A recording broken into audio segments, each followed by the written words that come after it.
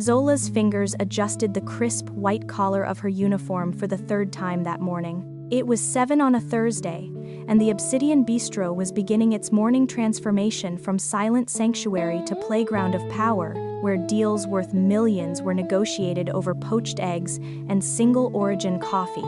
The exclusive establishment, with its polished marble floors and floor-to-ceiling windows overlooking the city's skyline, was leagues above any restaurant Zola had worked at before. She had been fortunate to land this position 4 months ago, fortunate that the head manager had seen past her limited fine dining experience and recognized instead her natural grace under pressure and her ability to read a room, to anticipate needs before they were voiced. She needed this job more than anyone knew.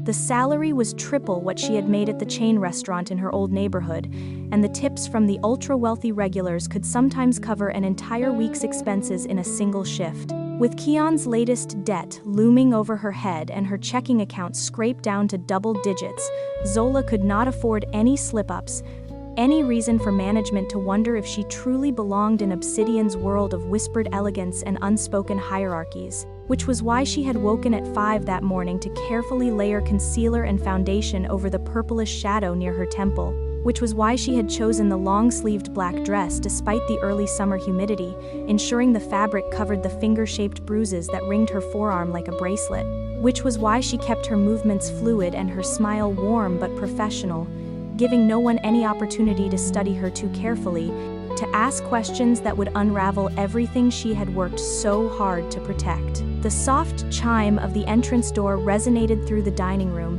and Zola's pulse quickened slightly, the way it always did when he arrived. Minho Ryu. He moved through the space like shadow-given form, dressed in a charcoal suit, tailored so precisely it seemed like a second skin. His dark hair was styled back from his face, revealing the sharp planes of his features, and those unsettling obsidian eyes that seemed to catalog everything and reveal nothing. The Ryu family's leader was a fixture at Obsidian, conducting his silent morning rituals at the corner booth by the window every Tuesday and Thursday at precisely 7:15. The staff had learned quickly: no small talk, no unnecessary questions, black coffee immediately, the breakfast menu only if he gestured for it, and absolute discretion about the rotation of well-dressed men who would slide into the booth across from him throughout the morning, staying for exactly 7 minutes each before departing. Zola had served Minho Ryu perhaps 20 times over the past 4 months.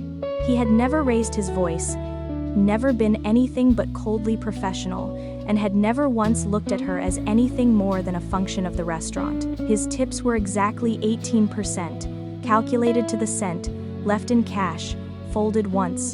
Today, as Zola approached his table with the coffee she had already prepared, her hands were steady, her expression neutral. She set the cup down with practiced precision, the porcelain making the softest sound against the marble tabletop.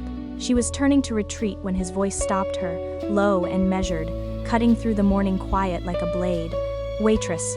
She froze, then turned back, meeting his gaze. Up close, his eyes were even more intense, focused entirely on her face with an attention that made her skin prickle. "Yes, Mr. Ryu? The shadow near your temple." His voice remained quiet, conversational even, but there was something underneath it, something that made her throat tighten. It was not there last Thursday. The world seemed to tilt slightly. Of all the people in this restaurant, of all the wealthy, powerful individuals who passed through these doors without truly seeing the staff, it was him. The most dangerous man in the room had noticed what she had spent nearly an hour trying to hide. Zola felt her carefully constructed composure crack, just slightly, but it was enough. She saw something flicker in Minho Ryu's expression, gone almost as quickly as it appeared. Recognition. She started, but no convincing lie would come, no easy deflection that would satisfy those calculating eyes. "Sit," he said, and though it was not quite a command, the single word carried the weight of someone accustomed to absolute obedience. When she hesitated, he gestured to the seat across from him with one hand, his movements economical, precise. 60 seconds, no one will question it. And Zola, despite every instinct screaming at her to walk away, to maintain the invisible boundary between server and served, found herself sliding into the booth across from the most feared man in the city, with absolutely no idea what he intended to do next. I'm glad you made it to this drama episode. If you are new here, hit that subscribe button and tell us where you are watching from because you matter to us. Back to the story. Zola's mind flashed to 3 nights ago. Keon, standing in the doorway of her apartment, the apartment he didn't live in but had keys to because he had insisted. For her safety, he said. He was holding his phone up, showing her the Venmo request. $800. Some guy named Marcus who Keon claimed had fronted him money for a business opportunity that fell through. I wouldn't ask if it wasn't serious, Z, he had said, his voice tight. Marcus isn't the kind of guy who waits. She had tried to explain that her paycheck was already stretched thin, that her half of the rent was due, that she had maybe $200 in her account. That's when his expression had changed. Not angry, exactly. Worse, disappointed. Like she had failed some basic test of loyalty. So what you're saying is, you don't have my back. He had stepped closer, his presence filling the small kitchen. After everything I do for you, drive you to work when your car broke down, co-sign that phone plan when your credit was trash, and you can't help me out when I'm in a jam? The guilt had hit first, the way it always did. He wasn't wrong. He had helped her. He had been there when her cousin stopped returning her calls after she had borrowed money one too many times. When her college friends drifted away because she kept canceling plans, kept saying she was too tired, too broke, too busy, Keon was the one constant. I'll figure it out, she had whispered. I'll get the money. But figuring it out had meant asking for extra shifts, which her manager couldn't give her. It had meant selling her grandmother's bracelet to a pawn shop for a fraction of what it was worth. It had meant coming up $300 short anyway. When she told Keon, he had been quiet for a long time. Then he had asked, very calmly, why she thought it was okay to make him look bad in front of Marcus. She had tried to apologize, tried to explain, and that's when his hand had shot out, fingers digging into her arm hard enough to make her gasp. You don't get it, he had said, his face inches from hers. When you make me look weak, people think they can take advantage. You want that? You want me getting hurt because you couldn't do one simple thing? She had pulled away, and that's when his other hand had connected with her temple.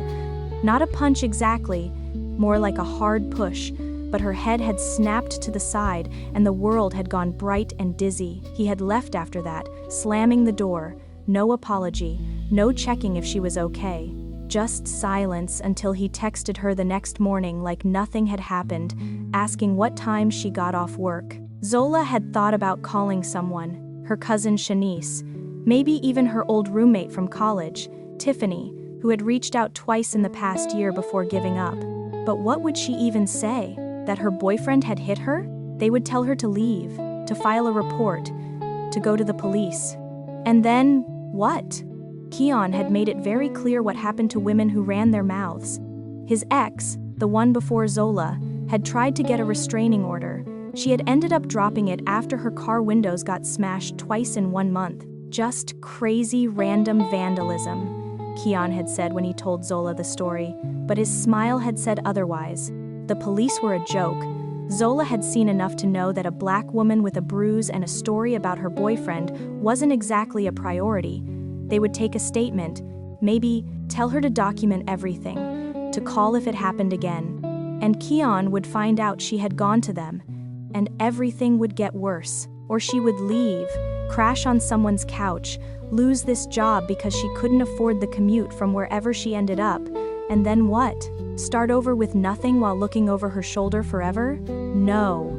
The only way through was to keep her head down, make enough money to keep Keon calm, and wait for things to get better. They had been good once, in the beginning. He could be that person again. She just had to be smarter, more careful, less of a disappointment. She could handle this. She had to. Sitting across from Minho Ryu, Zola realized she had been silent for at least 30 seconds. His coffee was untouched. His expression was unreadable, but he was still watching her with that same unsettling focus, like he could see every thought racing through her head. Who? He asked quietly. The single word hit like a punch, because of course he wasn't going to let it go. Of course, the one person who noticed was someone who probably understood violence better than anyone else in this building. If you were in Zola's position, would you tell Minho the truth, or lie to protect yourself? Comment below, I want to know what you would do. Zola opened her mouth to lie, to say something about walking into a door or tripping on the subway steps. But Minho raised one hand slightly, cutting her off before she could start. Don't, he said. His tone wasn't harsh, just factual. I've seen enough liars to know what one looks like, and you're not good at it. She felt her face flush, anger mixing with embarrassment. With all due respect, Mr. Ryu, this isn't your business. You're right. It isn't. He reached into his jacket and pulled out a slim leather wallet, extracting what looked like a business card. He slid it across the table toward her. But I'm making it my business anyway. Zola glanced down. It wasn't a business card. It was a piece of paper with a string of numbers written in precise handwriting, an account number, a routing number, and an amount, $15,000. What is this? A wire transfer, Minho said. The account is offshore, untraceable to you. The instructions are simple. Go to any branch of Pacific Trust Bank. Use the reference number at the bottom. They'll ask for a passphrase. Tell them the snake sheds its skin to grow. Zola stared at him. I don't understand. You don't have to understand. You just have to decide. He paused, his gaze holding hers. My sister was in a situation once, similar to yours. Different details, same trap. She thought she could manage it, thought she could keep everyone happy and safe if she just worked harder, gave more, became smaller. His jaw tightened almost imperceptibly. By the time I found out, she'd lost 2 years of her life and most of her spirit. The man who did it walked away with nothing but a broken nose. She got her life back, but it took 5 years of therapy and a complete relocation to another country. The vulnerability in his words caught Zola off guard. This man, who radiated control and danger, was offering her something that felt almost like kinship. Why are you helping me? Because no one helped her in time. He stood, buttoning his suit jacket with practiced efficiency. The money is yours. No strings, no debt. Use it to disappear. Or don't. But understand this. The snake sheds its skin to grow. If you stay in the old skin, you die in it. He left cash on the table for his untouched coffee, far more than 18%, and walked out without looking back. Zola sat there for another minute, the slip of paper burning in her hand. Then she folded it carefully and tucked it into her apron pocket, her heart hammering against her ribs. That night, after her shift ended, Zola sat on her bed with the paper spread out in front of her. Her phone was in her other hand, Keon's last text glowing on the screen. Coming by tonight, make sure you're home. She had looked up Pacific Trust Bank. There was a branch 4 blocks from her apartment. She could walk there tomorrow morning before her shift. She could say the passphrase. She could take the money and vanish before Keon even realized she was gone. But then what? He would look for her. He knew her cousin's address. He knew where Tiffany worked. He had her social security number from when he'd helped her apply for an apartment. $15,000 wouldn't make her invisible. It would just make her a target with resources. And what if this was some kind of test? What if Minho Ryu was the kind of man who helped people and then called in favors later, favors she couldn't afford to owe? What if taking money from a crime boss was somehow worse than staying with Keon? The paper sat on her nightstand all night while she lay awake, paralyzed by possibilities. By the time the sun came up, she had convinced herself that doing nothing was the safest option. She folded the slip and tucked it into her wallet, behind her debit card, where it would stay hidden and unused. At least for now. The lunch rush was in full swing when Keon walked through the door of the Obsidian Bistro. Zola saw him immediately, her stomach dropping like a stone. He wasn't supposed to be here. He had never come to her work before. That was the unspoken rule, the boundary that kept her 2 worlds separate. He spotted her near the kitchen and made his way over, weaving between tables like he belonged there. He was wearing his good jacket, the black one he saved for job interviews that never panned out, and his expression was tight. "We need to talk," he said. Not quite loud enough to draw attention, but not quiet either. "I'm working." Zola glanced around, hyper-aware of the eyes that might be watching.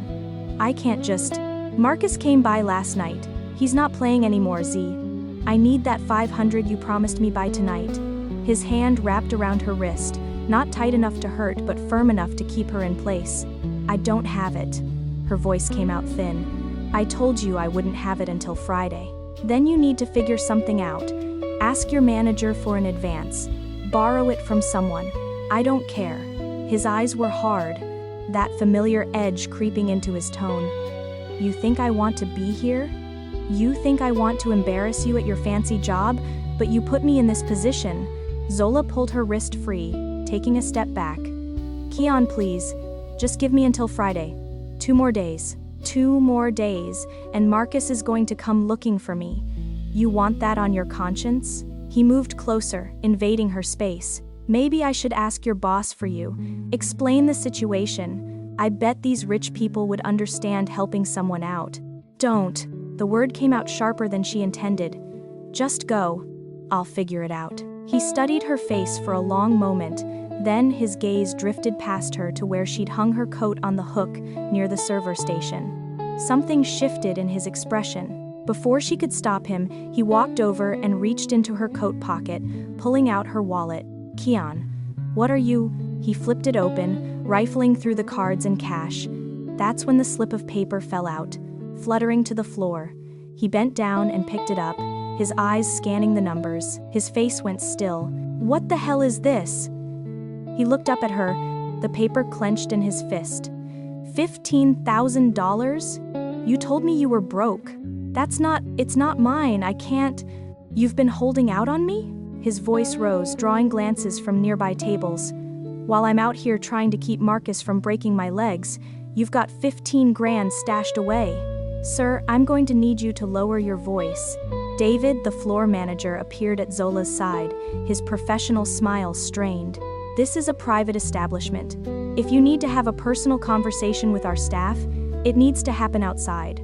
Keon turned on him, the slip still in his hand. This is between me and my girl. You can back off. Actually, it's not. You're disrupting service and making our guests uncomfortable. David's tone hardened. I'm asking you politely to leave. Or what?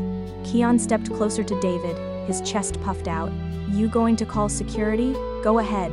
While we're at it, maybe they can explain why your employee is hiding $15,000 while her boyfriend is drowning in debt? Zola felt the room closing in. Other servers had stopped moving. Guests were openly staring now. In the corner booth by the window, Minho Ryu sat perfectly still, his eyes locked on the scene unfolding in front of him. Keon, just give me the paper and leave, please. Her voice was barely a whisper. He looked at her, then at the paper, then back at her. You're going to get this money, tonight, or I'm going to come back here and make a scene that'll get you fired. Your choice. He shoved the slip into his own pocket and walked out, leaving Zola standing there with her manager's hand on her shoulder and the weight of 30 pairs of eyes on her back. David was still talking, something about taking a break in the back office, when Minho Ryu stood up from his booth. The movement was unhurried, almost casual, but it cut through the noise like a knife. He walked toward them, and Zola watched David's face go pale. Mr. Ryu, I apologize for the disturbance. You're not handling anything. Minho's voice was quiet, but it carried.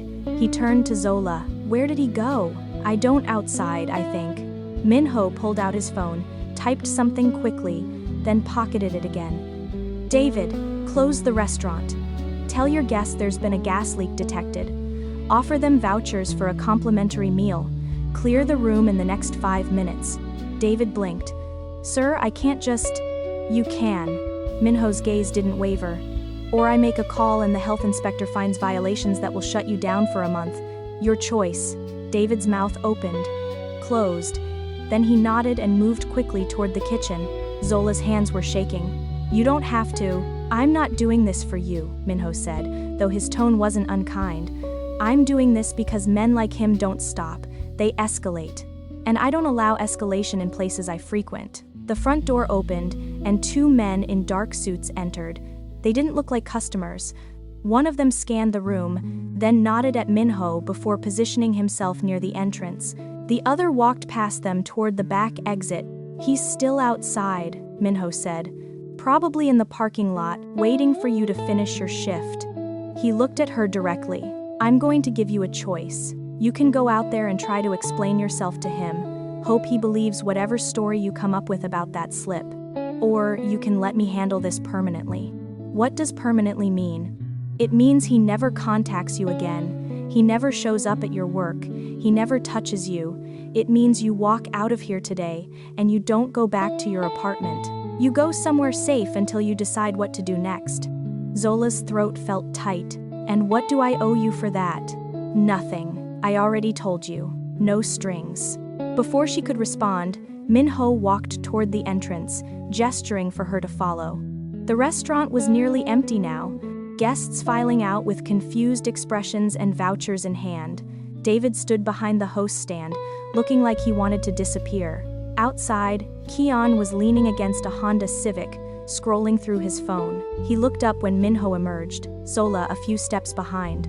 "The hell do you want?" Keon straightened, his posture defensive. Minho stopped a few feet away. "You have something that belongs to her." Keon's eyes narrowed. "Who are you, her boss? Her new man? Stay out of this. The paper, give it back." Keon laughed, sharp and bitter. "Or what? You going to fight me over it? In front of all these people?" Minho didn't move, didn't raise his voice. "Do you know who I am?" Something flickered in Keon's expression, uncertainty. He glanced at the two men flanking the entrance, then back at Minho. Should I? Minho Ryu family." He let that sit for a moment. Zola saw the exact second recognition hit.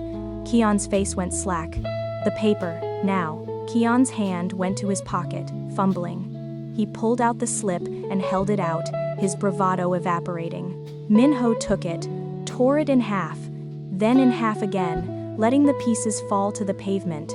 "If you contact her again, in any form, I'll know. If you go near her apartment, her family, her friends, I'll know. And the next conversation we have won't be this civil." Minho stepped closer, his voice dropping to something colder. "Do you understand me?" Keon nodded. "Too quickly. Say it." "I understand." "Good. Leave." Keon didn't argue. He got in his car and pulled out of the lot like he was being chased. Minho turned back to Zola. A black sedan had pulled up to the curb, engine running. "Get in." She hesitated, looking back at the bistro, at David, watching through the window, at the life she'd been clinging to for 4 months. "Zola." Minho's voice was softer now. "Trust me." And somehow, impossibly, she did. She got in the car. Minho slid in beside her, and the driver pulled away as the entire staff of the Obsidian Bistro stood watching, stunned into silence. The car drove for 30 minutes, leaving the city center and heading into a neighborhood Zola had only seen in magazines. Gated communities with manicured lawns and houses, set back from the street behind walls of hedges and iron fencing. When they finally stopped, it was in front of a modern 2-story house with clean lines and large windows that somehow didn't feel cold despite the minimalist architecture. Minho opened her door. "This is my sister's house. You'll stay here. For how long?" "As long as it takes." He led her up the walkway to the front door, which opened before they reached it. The woman standing in the doorway looked nothing like Minho except for the eyes. Same dark, same sharp. She was shorter, her hair pulled back in a neat bun, wearing slacks and a cream-colored blouse. She looked like she could be a lawyer or a professor, someone competent and no nonsense. "You must be Zola," she said, her voice warm but assessing. "I'm Heejin. Come in." The interior was just as clean as the exterior, but softer. Warm wood floors, comfortable furniture, shelves lined with books. It felt like a home, not a safe house. Minho explained the situation, Heejin said, closing the door behind them. "You're welcome to stay as long as you need. There's a guest room upstairs, second door on the right, bathroom attached. I work from home most days, so I'm around if you need anything." Zola stood in the entryway, her arms wrapped around herself. "I appreciate this, but I can't just stay here. I have a job.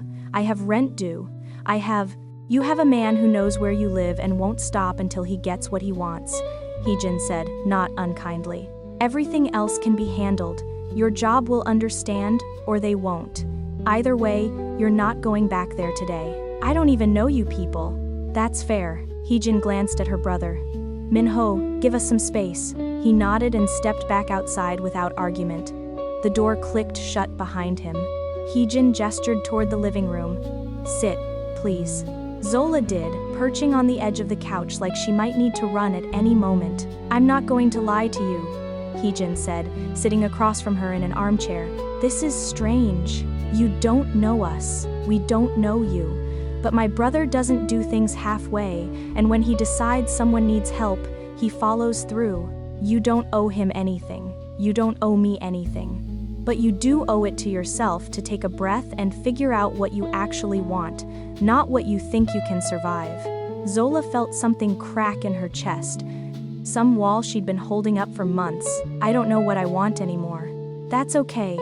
You'll figure it out. Heejin stood. For now, go upstairs. Take a shower. There's clothes in the dresser that should fit.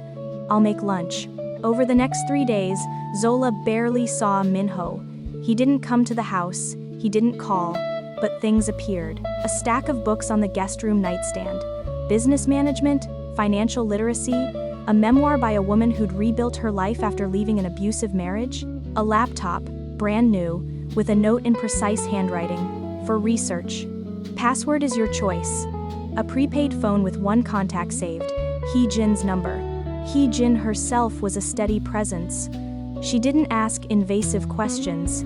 She didn't hover. She worked in her home office during the day, made meals, and in the evenings, they would sit in the living room and Heejin would talk about her own life, her work as a consultant, the art classes she took on weekends. Normal things, human things. On the 4th morning, Zola came downstairs to find a brochure on the kitchen counter. A community college, business administration courses starting in 6 weeks. Heejin looked up from her coffee.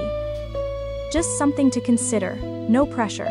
Zola picked it up, running her thumb over the glossy cover.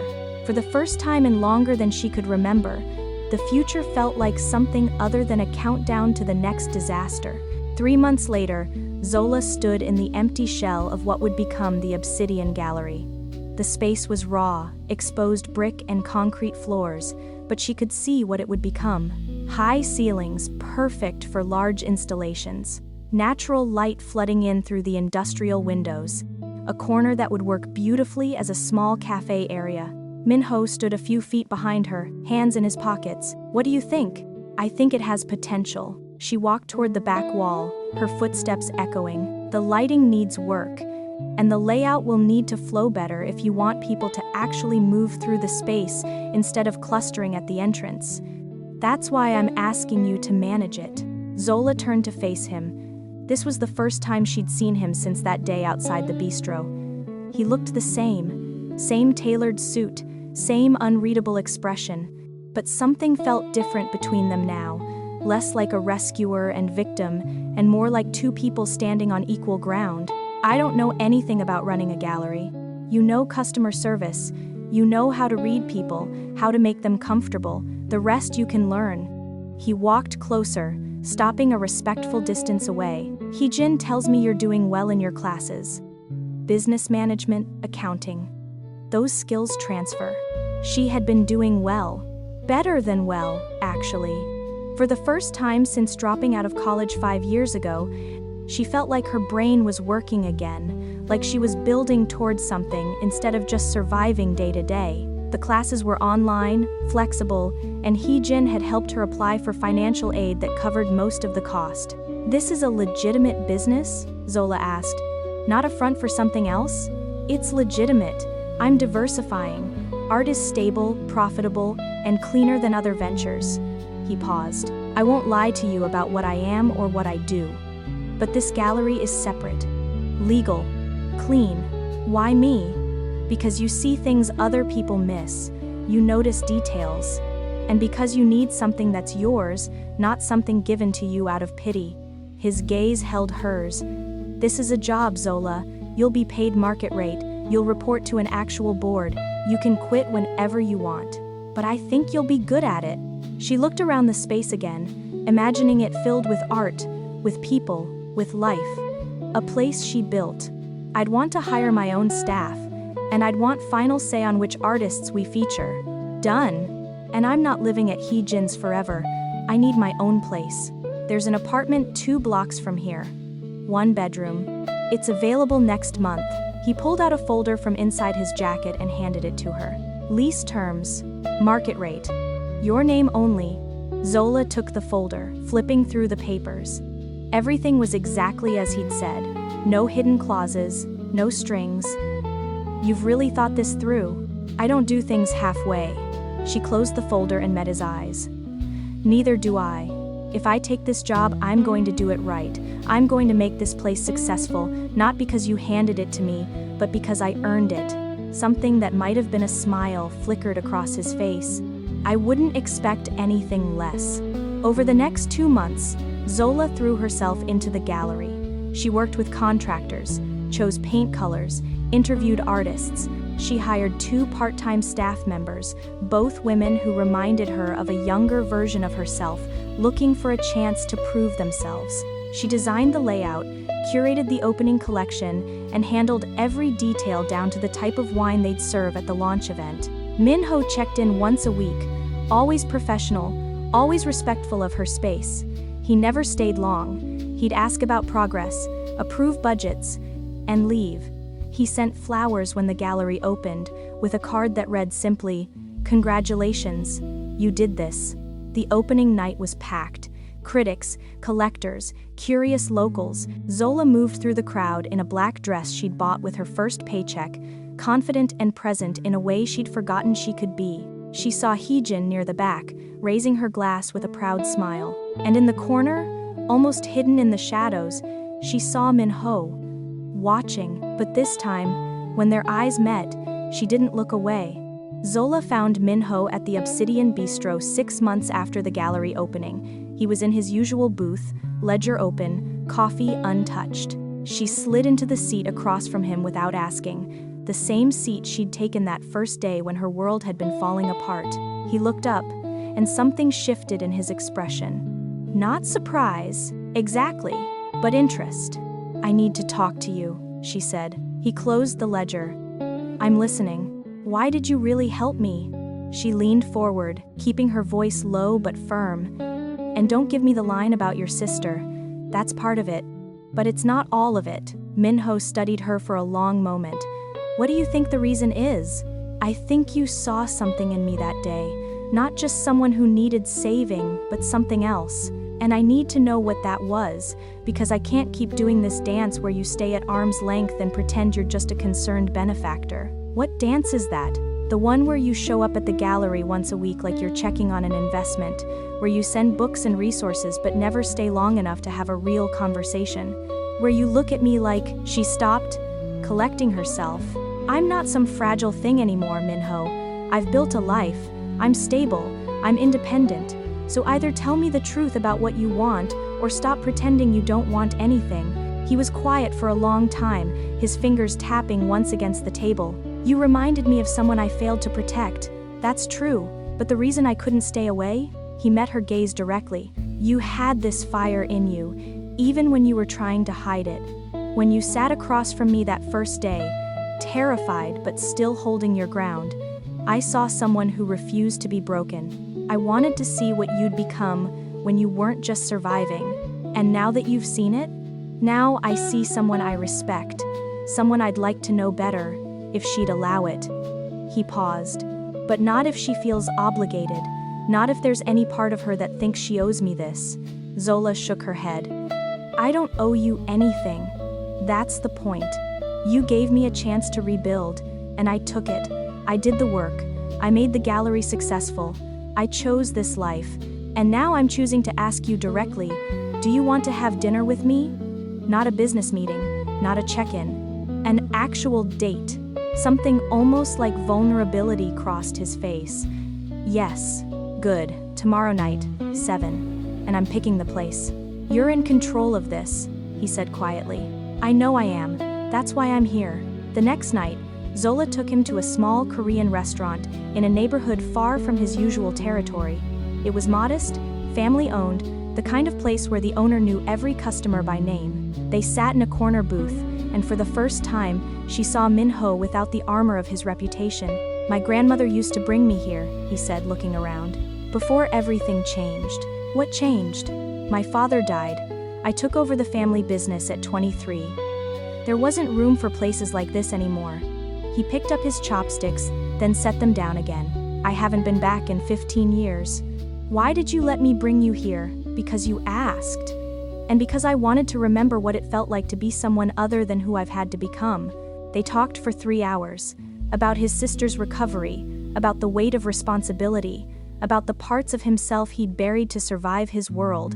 Zola told him about her family, the cousin who'd cut her off, the dreams she'd abandoned when she dropped out of college. She told him about the first time Keon hit her, and the shame that had kept her quiet for so long.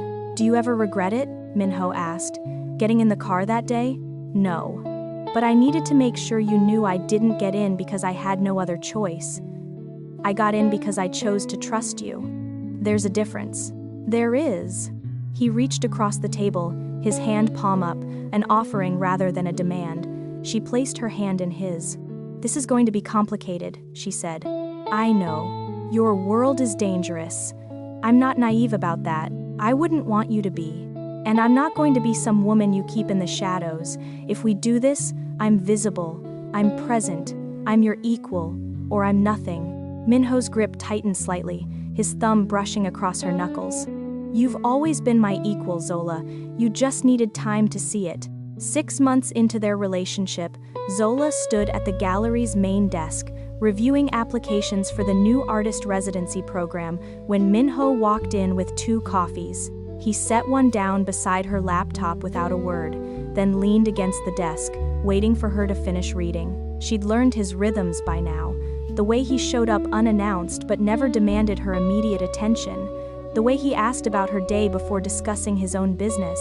The way he listened when she talked about the artists she wanted to feature, genuinely interested even though he admitted he didn't fully understand contemporary art. "There's a dinner next week," he said when she finally looked up. "Investors, legitimate ones, but they know who I am. They'll know who you are if you come with me." "Are you asking me to come?" "I'm telling you it's an option, and that if you choose to come, people will make assumptions about our relationship. Some of those assumptions will be correct." Zola closed her laptop. "Will I be introduced as your girlfriend, or as the woman you're seeing, or as the gallery owner you're funding? Which would you prefer?" "I'd prefer the truth, that I'm your partner, in every sense of the word." Min-ho's expression softened in that subtle way that only she seemed to notice. "Then that's what I'll say." The dinner was everything she expected. Expensive restaurant, private room, men in suits who spoke in careful language about import-export businesses and real estate ventures. Their wives and girlfriends wore designer labels and made polite conversation about charity galas and vacation homes. Zola wore a deep green dress she'd picked out herself and talked about the gallery's upcoming exhibition on immigrant artists reclaiming their narratives. One of the wives, a woman named Patricia with perfect highlights and a tennis bracelet, leaned in during dessert. "It must be fascinating, running a gallery. Do you do that full-time, or is it more of a hobby?" Zola met her eyes evenly. "It's my career. I manage everything from acquisitions to operations. We're projecting 20% revenue growth this quarter." Patricia blinked, recalibrating. "That's impressive." "It is," Min-ho said from beside her, his hand resting lightly on the back of her chair. "Zola built something sustainable. Most galleries fail within 3 years. Hers is thriving." The conversation shifted, but Zola caught the looks exchanged around the table. She wasn't what they expected. She wasn't decorative or deferential. She was present, capable, and clearly respected by the most dangerous man in the room. A year after that dinner, Zola sat in a small office above the gallery with 3 women she'd never met before. One had a black eye poorly covered with makeup. Another kept glancing at the door like she expected someone to burst through it. The third was calm but exhausted. Dark circles under her eyes that spoke of weeks without proper sleep. "This is a one-time fund," Zola explained, sliding folders across the table. $15,000 each. Offshore accounts. Untraceable. The instructions are inside, including a passphrase you'll need to access the money. She paused, making sure they were all listening. This isn't a loan. You don't owe anyone anything. It's meant to give you options, a security deposit on a new apartment, a bus ticket to another city, first and last month's rent, whatever you need to start over. Why are you doing this? The woman with the black eye asked. Because someone did it for me once, and I'm in a position now to do it for others. The organization was called the New Skin Foundation, a name Minho had suggested one night when Zola had told him what she wanted to build. It was registered as a legitimate nonprofit, funded through a combination of gallery profits, anonymous donations that Zola suspected came from Minho's cleaner ventures, and grants she'd written herself. They didn't advertise. Word of mouth only. Women who needed help heard about it from other women who'd been helped, a quiet network of survival and solidarity. Hee-jin served on the board. So did 2 other women who'd rebuilt their lives after leaving dangerous situations. They vetted every applicant carefully, making sure the funds went to people who genuinely needed them and wouldn't be followed by anyone looking to exploit the system.